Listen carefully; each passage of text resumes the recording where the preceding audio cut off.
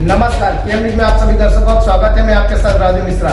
विशेष जानकारी के लिए देखिए हमारी ये रिपोर्ट। 25 दिसंबर को रात को धर्मपुर तालुका के तमसारी गांव के तारपार कैलातिक मंडल द्वारा क्रिसमस का त्यौहार मनाया गया। अटूट प्रेम, अपार खुशी और भाईचारे का त्यौहार क्रिसमस के उत्सव के रूप में और प्रभु यीशु को बधाई देने और प्रेम और शांति का संदेश देने के लिए एक सुंदर कार्यक्रम का आयोजन किया गया, जिसमें मोहन चौखौली के सरपंच देवू भाई मुकासी ने भाग लिया।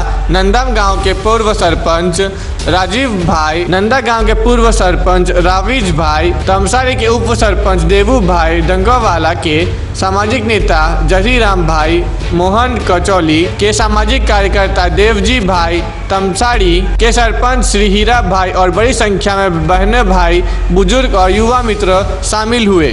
धर्मपुर तालुका पंचायत आदिवासी स्वतंत्र सदस्य कल्पेश पटेल, भक्तू भाई, नवीन भाई और उनके साथी मित्रों मौजूद थे।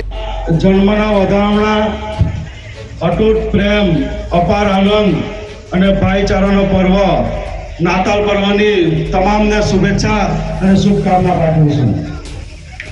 આજે જે આપણે અહીં ભેગા થયા છે, ખૂબ મોટી સંખ્યામાં ભેગા થયા છે, ત્યારે મને જે આમંત્રણ આપ્યું નવીનભાઈ, દેવુભાઈ અને અહીંયાના જે તારપાડા કેથલિક ધર્મ મંડળી છે એમણે આમંત્રણ આપ્યું અને ફોન કર્યો ત્યારે એક વાત કરી કે આપણા સમાજના લોકો જે શિક્ષણથી વંચિત હતા, જે આપણને કહેતા કે આ લોકો શું કરી શકવાના, પરંતુ આપણા લોકોએ જે શિક્ષણ લીધું એટલે અમુક લોકોના પેટમાં દુખવા લાગ્યું।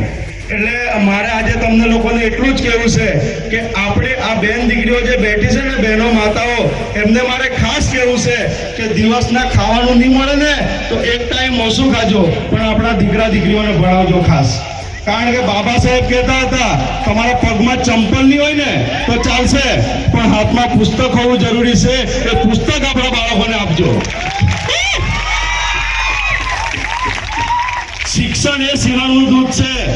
શિક્ષણ એ શિવાળનું દૂધ છે કે જે જેટલું એને પીશે ને એટલા જોરથી દહાડશે। આપણા સમાજના લોકો આપણને જે ક્રિશ્ચન ધર્મ પાડે છે બધા એ ભણતા થયા છે, શિક્ષણ લેતા થયા છે। કારણ કે બાબા સાહેબે જે સંવિધાન આપ્યું છે ને એમાં ધર્મ, કોઈ પણ ધર્મ પાળવાની તમામને છૂટ છે અને એ અધિકાર આપણને બાબા સાહેબ આપેલ સંવિધાન આપે છે। અમુક લોકો વિરોધ કરે છે આપણો, પણ એવા વિરોધીઓને હું કહેવા માંગુ છું કે અમને તમારા જવાની જરૂર નથી। અમારા માટે અહીંયા બેઠેલા લોકો જ કાફી છે, કારણ કે એ લોકોને તકલીફ પડવા લાગી। આપણા સમાજના લોકો શિક્ષણ લેતા થયા, સારી સારી ઓફિસોમાં નોકરી કરતા થયા, સારી ખુરશી પર બેસતા થયા, એટલે એ લોકોને ખબર પડી ગઈ કે આ સમાજ જાગી ગયો છે, અમારા ઉપર બેસી જશે તો અમારે આ લોકોને સાહેબ કહેવું પડશે। એ વાતથી એ લોકોને તકલીફ પડવા લાગી, એટલે આપણને કહે છે કે ઉપરના વિસ્તારમાં ધર્મ પરિવર્તન કરાવે છે, જબરજસ્તીથી ધર્મ પરિવર્તન કરાવે છે, લોભ લાલચ આપે છે। હમણાં થોડા સમય પહેલા જ ખેરગામ ધરમપુર ખાતે એક કાર્યક્રમ હતો, ત્યાં એક વ્યક્તિએ સવાલ ઉભો કર્યો કે ઉપર જંગલ વિસ્તારમાં ધર્મ પરિવર્તન કરાવે છે જબરજસ્તી। શું આપણને જબરજસ્તી કોઈ ધર્મ પરિવર્તન કરાવે છે? ના। કરાવે છે જબરજસ્તી? ના। કોઈ આપણને લોભ લાલચ આપે છે? ના। શું આપણને કોઈ લોભ લાલચ આપે છે? નથી આપતા ને। બસ એ જ કહેવા માટે આવ્યો, આજે અહીંયા આવ્યો છું, કારણ કે આપણે બધા એક છે।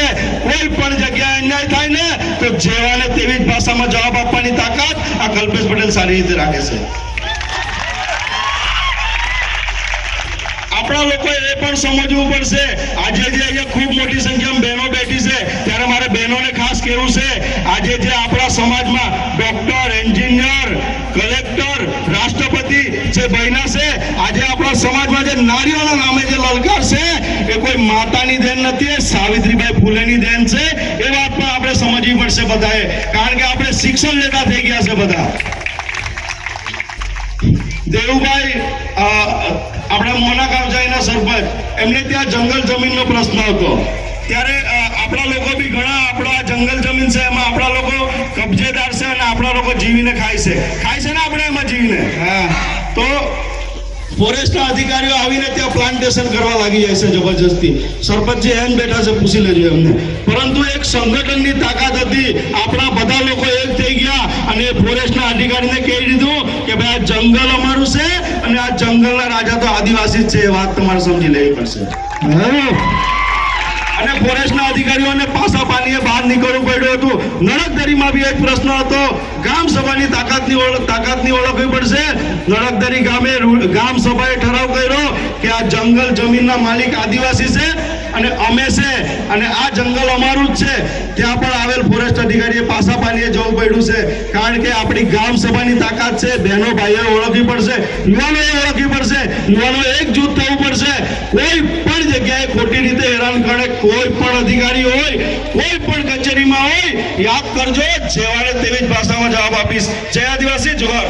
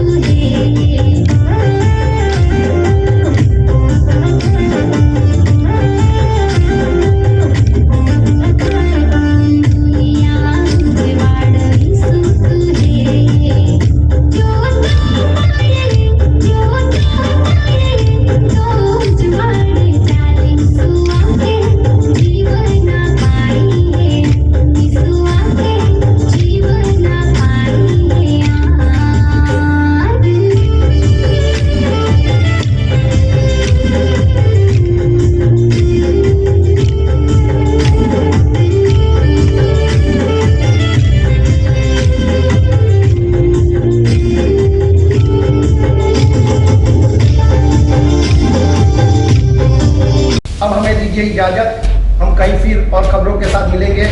हमारे चैनल पर लाइक शेयर सब्सक्राइब करना न भूलें. नमस्कार.